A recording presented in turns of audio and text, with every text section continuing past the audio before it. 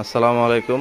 যারা স্বপ্ন দেখেন হচ্ছে গরুর খামারি হবেন বা গরুর খামার দিবেন, তারা যদি সকালে ঘুম থেকে আইসে এই বিষয়গুলো সহ্য করতে পারেন, তো সহ্য করে আজকে আমার গরুর খামারটা তারপরে অনেক সুন্দর আছে, অনেক অনেক এর থেকে কয়েক গুণ বেশি খারাপ হয়। আজকে তারপরে অনেক সুন্দর আছে। তো আপনারা যদি এই বিষয়গুলো সহ্য করতে পারেন, মাইনে নিতে পারেন, এই যে সকালে ঘুম থেকে উঠে এসে এরকম নোংরা গোয়াল পরিষ্কার করতে হবে, এটা তো কিছুই না, এর থেকে আরও অনেক বেশি নোংরা থাকে। আমি আবারও দেখাবো না অন্য একটা ভিডিওতে।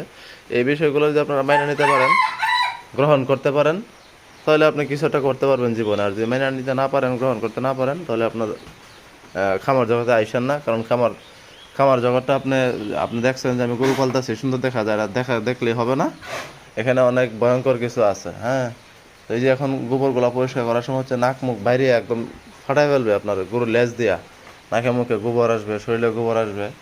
এই বিষয়গুলো মেনে নিতে পারলেই ভালো কিছু করা সম্ভব। আর জমিদারি স্টাইল থাকলে কখনোই এই সেক্টরে আসবেন না, কখনোই না। জমিদারি স্টাইল থাকলে চাকরি করতে হবে ইনশাল্লাহ। আর যে উদ্যোক্তা হইতে চান তাহলে ফকিন্নি স্টাইলে করতে হবে, একদম মেথর স্টাইলে করতে হবে।